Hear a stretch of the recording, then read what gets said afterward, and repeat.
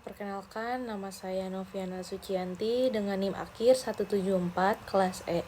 Di sini saya ingin mempresentasikan tugas fitokimia dengan judul Kajian Isolasi dan Identifikasi Senyawa Flavonoid dari Biji Manggis.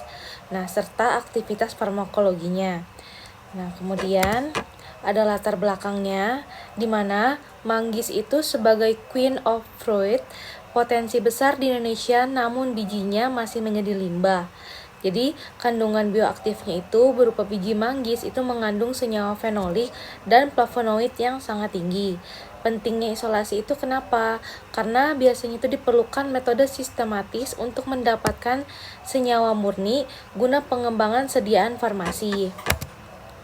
Adapun juga rumusan masalah dan tujuannya. Masalahnya itu yang pertama, bagaimana karakteristik botani, profil flavonoid, dan metode isolasi, serta identifikasi yang tepat pada biji manggis.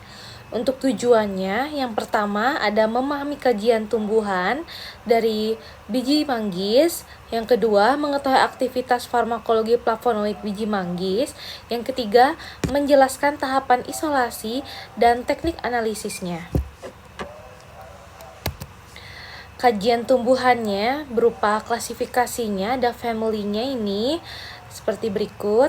Kemudian ada etnomedisinnya, itu digunakan tradisional untuk infeksi kulit, luka, dan diare. Kemudian ada kandungan kimia biji seperti yang tertera pada PPT, itu mengandung santon, asam lemak, dan flavonoid spesifik seperti ada katekin atau epikatekin.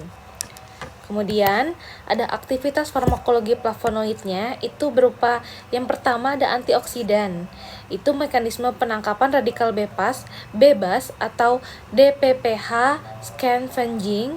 Kemudian ada antimikroba, menghambat pertumbuhan bakteri patogen melalui gangguan membran sel. Yang ketiga ada studi in silico, prediksi interaksi molekul terhadap target protein spesifik. Kemudian yang keempat, itu ada toksikologi, memiliki profil keamanan yang baik untuk penggunaan terapeutik. Selanjutnya, ada metode isolasinya.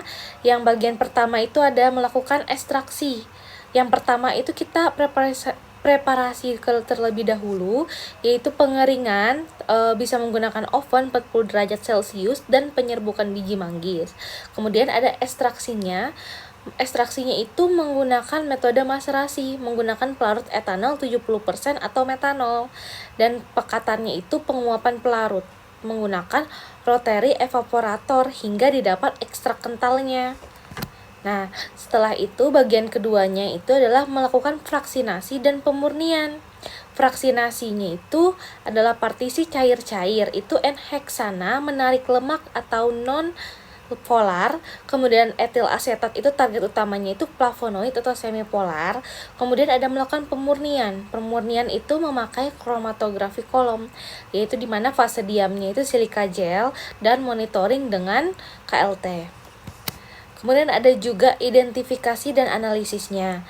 Uji warna, melakukan uji warna itu menggunakan uji Willstatter, yaitu Mg plus HCl pekat, menghasilkan warna merah atau jingga. Kemudian ada KLT, itu pengamatan di bawah UV 254 atau bisa juga 366 nm dengan penampak bercak itu uap amonia atau sitroborat.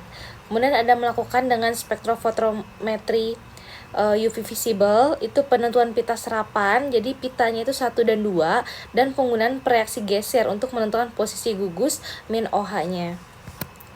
Nah, dapat disimpulkan dari presentasi saya hari ini, yaitu biji manggis itu adalah sumber flavonoid yang potensial, antioksidan, dan antimikroba. Isolasi berhasil dilakukan melalui tahap ekstraksi, fraksinasi etil asetat, dan pemurnian kromatografi. Kemudian ada juga identifikasi strukturnya, itu dikonfirmasi melalui reaksi warna dan data spektroskopi atau spektrofotometri UV visible.